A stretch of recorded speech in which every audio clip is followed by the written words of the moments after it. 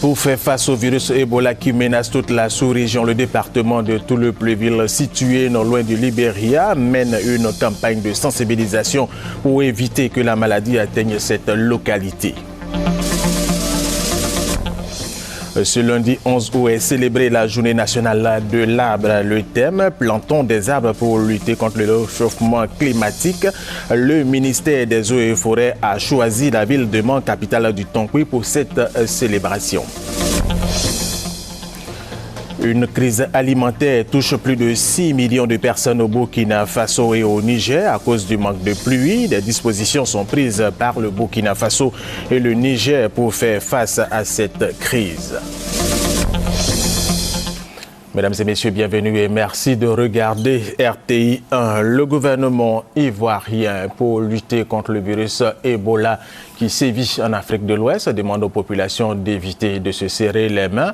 Il a par ailleurs fermé l'aéroport d'Abidjan aux vols en provenance des pays touchés par le virus Ebola. Ces pays ne seront pas non plus desservis par Air Côte d'Ivoire. Ce lundi, 3 membres du gouvernement, la ministre de la Santé, le ministre des Transports et celui de la Poste, des Technologies de l'Information et de la Communication, porte-parole du gouvernement, anime une conférence de presse pour plus de précisions sur cette affaire de virus Ebola. Et pour faire face justement au virus Ebola qui menace toute la sous-région ouest africaine, le département de Toulouse-Pleu est situé non loin du Libéria, mène une campagne de sensibilisation pour éviter que cette maladie atteigne cette localité. Le préfet Diarra Karim est en tête de cette campagne de sensibilisation. Eric Goré est Niamia.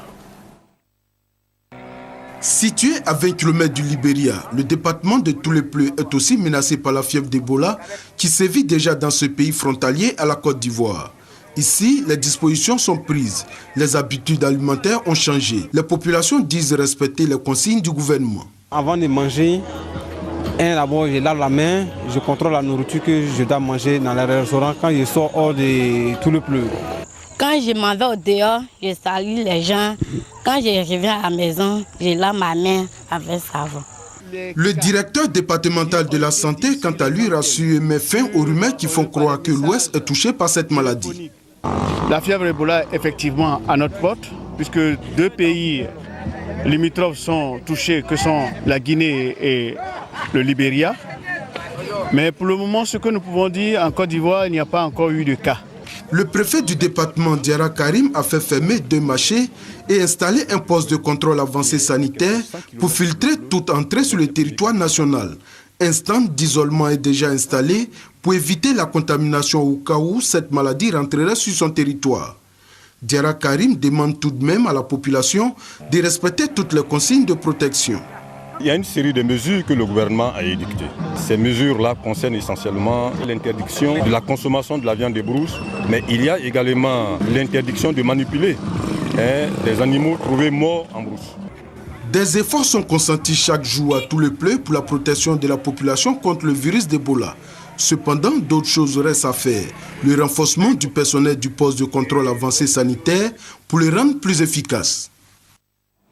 Et célébrée le 5 juillet de chaque année depuis 1983, la journée nationale de l'arbre a lieu cette année le 11 août. Aujourd'hui donc, le thème « Plantons des arbres pour lutter contre le réchauffement climatique ». Le ministère des Eaux et Forêts a choisi la ville de Mans, capitale du Tonkouy, pour la cérémonie officielle. F. Boué, Francois-Dio.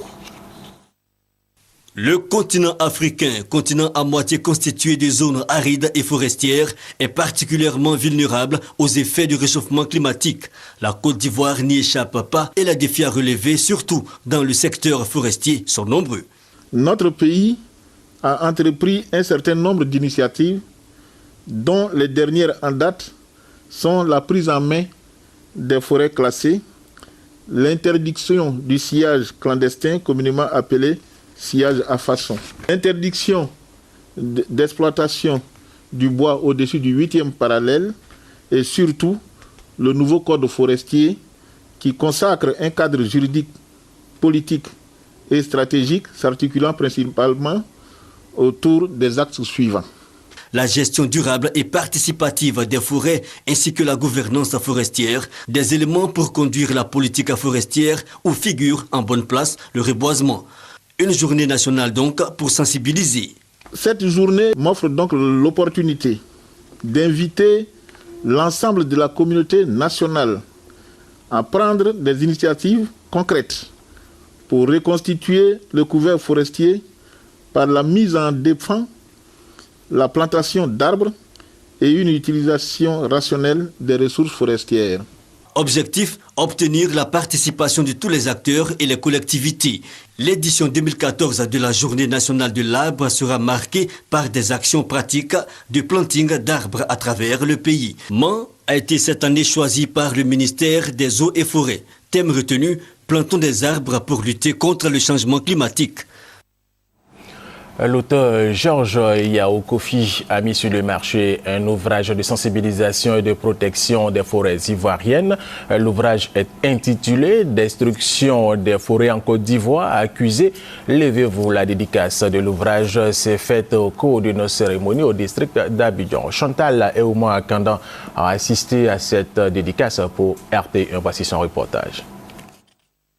Apporter sa contribution à la préservation des disparités des forêts en Côte d'Ivoire.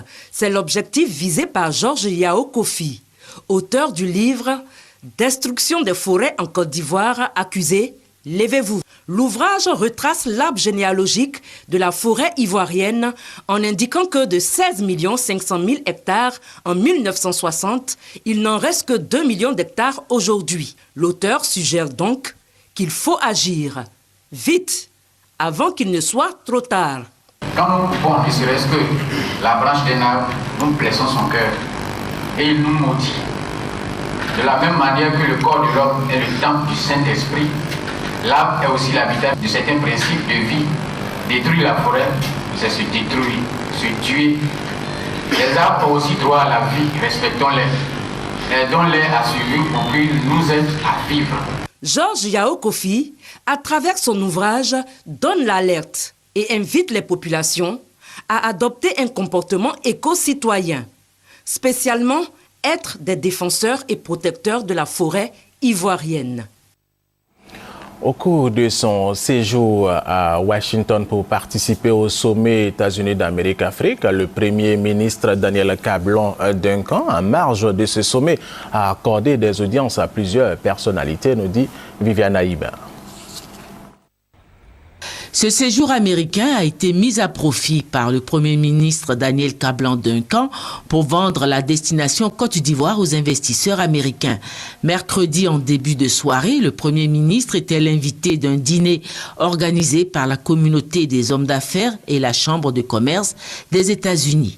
Occasion saisie par le chef du gouvernement ivoirien pour entretenir l'auditoire sur le climat favorable aux affaires en Côte d'Ivoire grâce aux efforts du président de la République Alassane Ouattara pour amener la paix et la réconciliation dans son pays et sur les progrès déjà réalisés au plan économique et l'ambition du chef de l'État pour la Côte d'Ivoire. Un exposé suivi avec intérêt par les hommes d'affaires américains.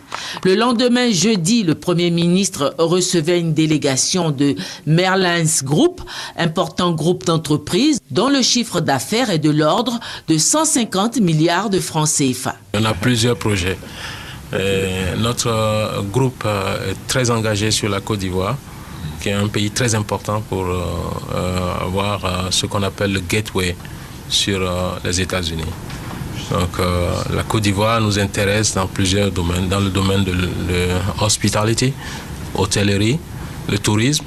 Elle nous intéresse dans le domaine de logistique, plateforme logistique, pour créer une certaine fluidité dans le commerce et les échanges internationaux. Nous retournons en Côte d'Ivoire d'ici le mois d'août, la fin du mois d'août, avec une équipe de banques, des banques américaines et des banques régionales, pour venir finaliser Et les chantiers sont en cours qui vont connaître une accélération d'ici la fin de l'année. Cet appel de la Côte d'Ivoire à l'investissement américain trouve un écho favorable auprès de l'Overseas Private Investment Corporation, l'OPIC, une institution financière chargée de soutenir l'investissement privé américain à l'extérieur. Nous avons eu l'honneur de parler avec votre Premier ministre ici pendant une demi-heure pour parler des moyens que nous pouvons encourager l'investissement des États-Unis vers la Côte d'Ivoire, d'encourager ce genre de financement. Et nous avons parlé de plusieurs possibilités des sociétés américaines qui ont intérêt d'investir, par exemple, dans le secteur énergie, le secteur minier, le secteur tourisme, agricole, télécommunications. Donc tout ce genre de secteurs sont très intéressants pour les investisseurs américains et nous sommes là pour leur fournir le financement et l'assurance pour faire en sorte à ce que ces investissements arrivent. Et cette information, les membres de la commission centrale de la CEI prêtent serment devant le Conseil constitutionnel ce lundi. 3 membres du Conseil constitutionnel, dont 2 femmes, ont été faits officier dans l'ordre du mérite national de Côte d'Ivoire par la grande chancellerie. La cérémonie s'est déroulée en présence du président du Conseil constitutionnel de Côte d'Ivoire et de celui du Togo. Et elle a été présidée par le président de la Cour suprême, Abou Sanogo. Seul le travail paye, dit le dicton. Et le travail de longues années de ces 3 membres, dont 2 dames du Conseil constitutionnel, a payé. L'État de Côte d'Ivoire leur traduit sa reconnaissance. Ils sont faits officier dans l'ordre du mérite national. Je suis fière d'avoir servi mon pays et je suis heureuse que mon chef immédiat, monsieur le président, le professeur Francis Baudier, ait reconnu ce mérite et que ce mérite a été reconnu aussi par l'État ivoirien. Décoré dans l'ordre national, c'est vraiment un insigne honneur. Je voudrais vraiment dire merci au président de la République. Mais c'est aussi un appel à tous les Ivoiriens pour que nous puissions œuvrer ensemble pour le développement de notre pays. Pour ces récipiendaires, cette distinction n'est autre que le fruit de leur dû labeur au service de la mère patrie pendant de nombreuses années. J'ai été distingué comme commandeur dans l'ordre du mérite, commandeur dans l'éducation nationale. Aujourd'hui, je suis officier dans l'ordre national. La jeune génération devrait miser autant que possible sur l'effort continu, l'endurance et aimer son pays. Ils sont désormais inscrits dans le fichier national des personnes méritantes de l'État de Côte d'Ivoire. Ces 3 nouveaux officiers de l'ordre national ont été distingués en présence d'un président du Conseil constitutionnel ivoirien et togolais. Le président de la République, Alassane Ouattara, s'était adressé à la nation la veille du 54e anniversaire de l'indépendance de la Côte d'Ivoire. Au cours de cet entretien, le chef de l'État a abordé différentes questions qui préoccupent les Ivoiriens, entre autres la réconciliation nationale, la relance économique. Des responsables du RDR, du PDCI et du Renouveau pour la paix réagissent par rapport à cette intervention. Le président de la République, à la faveur de son message à la nation, a fait un bilan à mi-parcours de la gestion du pays. Nous avons retenu 3 choses essentielles. Le président a relevé que dans la vie d'une nation, qu'il doit y avoir des sujets de consensus national et que la fête de l'indépendance, c'est un de ces sujets-là.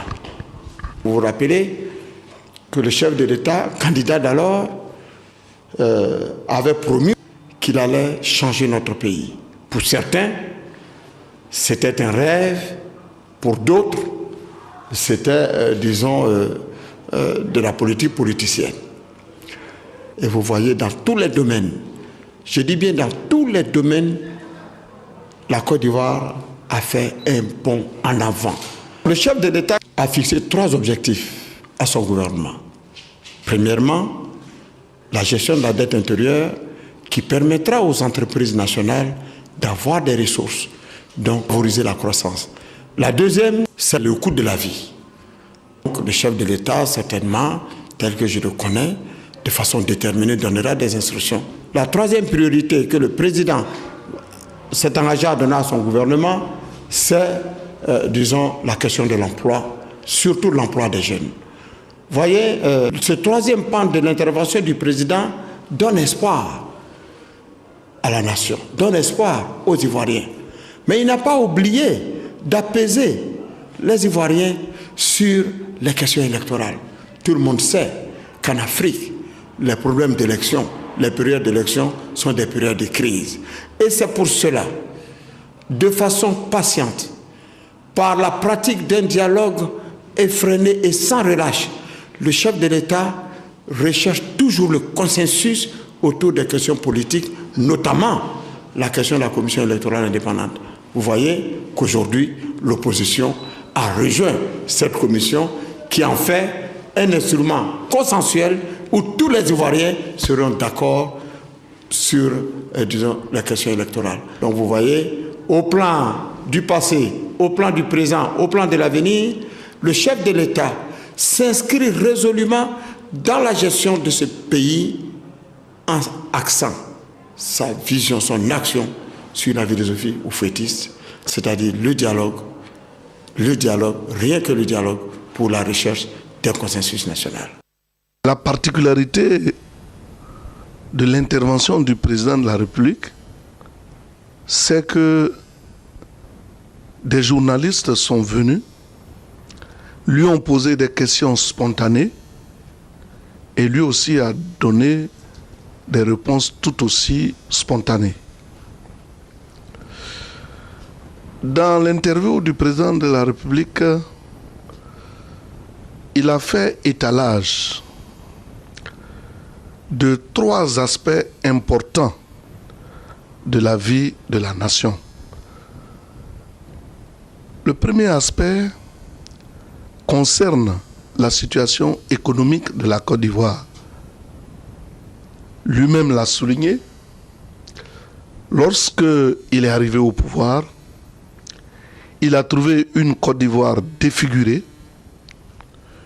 une administration qui était en perte de vitesse, et aujourd'hui, point n'est besoin de vous le dire, il suffit de jeter un regard sur l'ensemble du pays pour se rendre compte des grandes réalisations qui se font dans un cadre de développement global et intégré. C'est à saluer. Le président de la République, au-delà de l'aspect économique, a aussi parlé de la réconciliation nationale. C'est vrai, les autres avaient du mal à s'engager dans le processus de réconciliation nationale, mais de plus en plus, on voit bien que l'horizon s'éclaircit sur la base des interpellations du président Rikonan Bédié, du président de la République lui-même et tout récemment du président François Hollande. Le troisième aspect de l'intervention du président de la République concerne la situation sociale de ses administrés. Je sais que chaque jour que Dieu fait, lorsque nous allons en conseil des ministres, son souci majeur a toujours été de nous interpeller sur le quotidien des Ivoiriens. En tant que porte-parole du PDCI-RDA, je ne peux que souscrire à ce discours. Dans tous les cas, le PDCI-RDA n'est pas un parti d'opposition aujourd'hui. Nous gérons ensemble la Côte d'Ivoire avec le RDR, l'UDPCI et bien d'autres encore dans le cadre du RHDP. Donc ce que le président de la République dit engage aussi nos partis. Dans l'ensemble, le discours est rassurant du président de la République, mais encore avec beaucoup de promesses.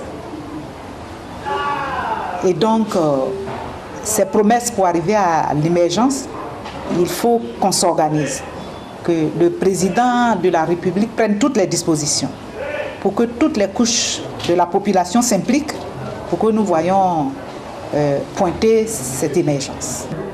Nous n'avons pas le droit de faire une opposition violente. Ce n'est pas normal, mais nous avons le devoir de faire une opposition qui dit la vérité et qui dit ce qui est du terrain. Le président a indiqué les statistiques qu'il a reçues. Nous sommes des gens de terrain. Nous faisons le constat sur le terrain.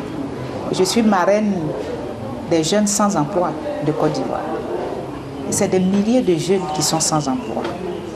Et les chiffres avancés, je ne dirais pas que ce n'est pas juste, mais si c'est fait, je pense qu'il y a beaucoup encore qui reste à faire. Et que nos enfants ne travaillent pas. Et on doit encore redoubler d'efforts. Si ce qui est dit a été fait, il faut peut-être faire 2 fois plus ou 3 fois plus. De grands chantiers sont ouverts et c'est en cela que nous voulons féliciter le gouvernement et leur demander de continuer dans ce sens. Mais en même temps, ces questions qui ont été abordées, les questions de l'emploi jeune, les questions de santé, les questions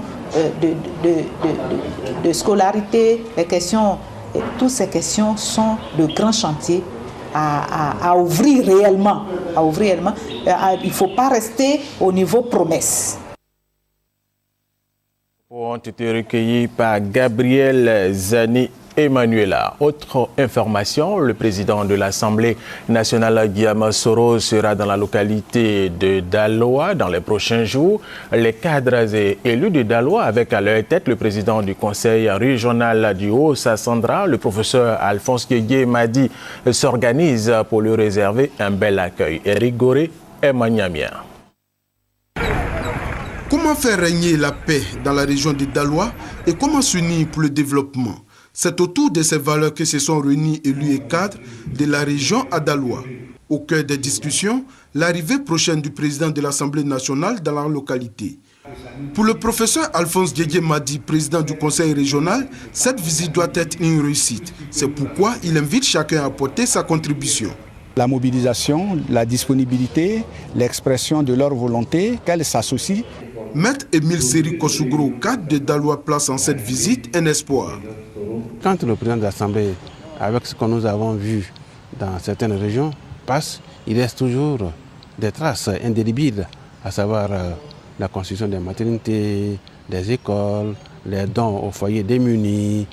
La population, elle, se dit heureuse d'accueillir le président de l'Assemblée nationale à Daloa. Il y a très longtemps, nous attendions cela. Et une visite de cette envergure ne peut que soulager la population de Daloa et de la région du Haut-Sassandra. Les dates de cette visite du président de l'Assemblée nationale seront connues dans les jours à venir. Le lancement des journées du communicateur JICOM de l'Institut des sciences et techniques de la communication, édition 2014, a eu lieu cette fin de semaine dans l'enceinte de l'ISTC. Les JICOM de l'ISTC permettent aux étudiants en fin de cycle de faire connaître leurs travaux. Patricia Omouetia. Les journées du communicateur constituent une opportunité pour les étudiants de l'ISTC en fin de cycle. Pour les responsables de l'établissement, c'est l'occasion pour eux d'exposer leur savoir-faire aux décideurs et au grand public. Saluer la décision de ceux et de celles qui, après une journée de travail, s'invitent dans une école pour apprendre. En presse écrite, ils ont traité SOS, la lagune se meurt, un sujet d'actualité. Nous tous, nous constatons qu'aujourd'hui, la lagune a un problème. L'ISTC permet au travail des JICOM de démontrer qu'elle base 80% de son travail sur la pratique et 20% sur la théorie. Les pratiques professionnelles que nous avons effectuées pendant 2 mois nous ont mis en situation réelle d'entreprise. C'est une joie pour nous de pouvoir participer à ces journées du communicateur. Premier essai, nous pouvons dire coup de maître. Nous espérons améliorer certaines choses encore. Pour les représentants des ministres de la communication et celui de l'emploi, des affaires sociales et de la formation professionnelle, l'enjeu est de faire en sorte que l'ISTC mette sur le marché des professionnels. Essayer de s'inscrire dans le débat national par une formation de pointe, une formation de qualité, de sorte qu'ils n'en soient pas exclus. C'est surtout pour nous l'occasion d'encourager nos compatriotes qui travaillent déjà à venir améliorer leur niveau de connaissances. Les pratiques professionnelles ont pour but de mettre en exergue l'ensemble des connaissances acquises au cours du cycle de formation. Nous allons rester avec Patricia Mouetia qui nous parle maintenant de la 4e édition des Journées du Paralytique qui a eu lieu. Cette édition a eu lieu le samedi dernier à Yopougon. Objectif, favoriser l'intégration socio-professionnelle des personnes handicapées en Côte d'Ivoire. La première mission est la défense individuelle des droits des personnes handicapées et la revendication collective de leurs droits, indique le président de l'Association des paralysés de Côte d'Ivoire, à l'occasion du lancement de la journée du paralytique. C'est l'occasion que nous nous donnons de poser nos problèmes et de tenter à nous, à notre niveau, de faire des plaidoyers auprès, n'est-ce pas, de nos autorités administratives et politiques, n'est-ce pas, pour qu'on puisse nous intégrer dans les politiques et programmes de développement qui sont mis en place. Pour le représentant du ministre de l'Emploi, des Affaires sociales et de la formation professionnelle, l'important est de les accompagner et de les soutenir pour leur permettre de trouver une activité. Les personnes handicapées, par exemple, ont reçu une augmentation de leur subvention qui est passée de 9 millions à 50 millions. Les personnes handicapées, à la date du 4 juillet dernier, viennent de recevoir les clés de leur véhicule de liaison. Bientôt, ces personnes handicapées vont également recevoir un siège qui leur est octroyé par l'État de Côte d'Ivoire. Soutien apprécié par les différents acteurs. Nous savons qu'avec le président de la République, des solutions seront trouvées donc à la situation des personnes handicapées et nous sommes venus apporter notre modeste contribution à la réussite donc de ces journées-là. L'inclusion sociale est une thématique très importante au cours de cette 4e édition des Journées du Paralytique, car cela consiste à aider les handicapés à être autonomes. Parlons maintenant d'Apropronou, un village de la sous-préfecture de Yakassé-Feyasé, dans la région de l'Indénié-Djouablin. Cette localité s'est dotée de nombreuses infrastructures qui font d'elle un village moderne où les populations rêvent d'obtenir une sous-préfecture, nous dit Eugène Atoubé.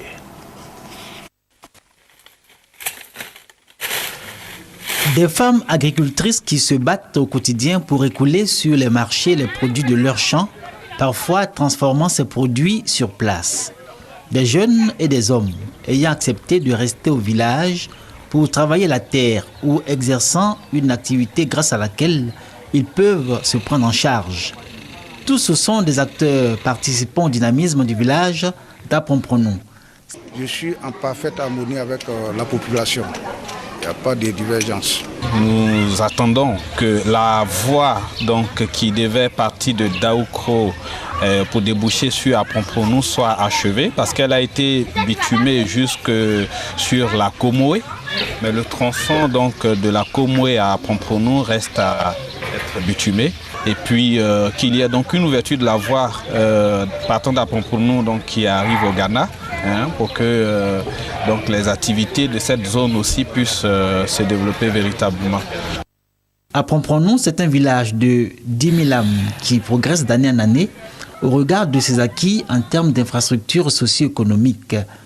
Ici, le centre de santé du village, doté d'une ambulance qui reçoit les populations de plusieurs villages alentours. Aprompronou est un carrefour. Nous recevons beaucoup de patients. Par conséquent, nous n'avons pas le moyen de pouvoir nous occuper de tous ces patients. Donc, lorsque nous sommes débordés, nous transformons les patients vers d'autres centres de santé. Donc, quelque part, il faut réfléchir déjà sur l'augmentation de la capacité d'accueil du centre de santé d'Aprompronou. C'est inadmissible qu'une petite analyse, par exemple la numération formule sanguine, le mal obligé de quitter Aprompronou pour aller jusqu'à Bangoro, avec cet état de route vraiment assez dégradé. Et je crois que pour une prise en charge vraiment plus efficiente, c'est un laboratoire. Parce qu'un laboratoire permettrait la prise en charge plus efficiente des patients que nous avons. Le centre de santé urbain d'Aprompronou fait la fierté des populations autant que le collège. Un établissement construit depuis 2007 et qui accueille 800 élèves mais qui souffre d'un déficit d'enseignants. Le manque, c'est à tous les niveaux. Nous n'avons pas de professeur de maths, nous n'avons pas de professeur d'anglais. Un seul éducateur, il est seul à gérer les 796 élèves de l'établissement.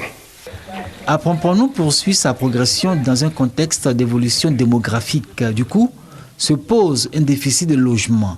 Et sur la question, les populations, les cadres et la mutuelle s'engagent à trouver une solution. Le chef Nana Ngouan Pagny II les a exhortés à prendre le problème à bras le corps. L'enjeu, arriver à satisfaire tous les fonctionnaires et agents de l'État en poste à Aprompronou dans la perspective de voir ce village dynamique érigé en sous-préfecture. Et c'est la fin de cette édition. Merci de l'avoir suivi. Restez avec nous sur RTI 1.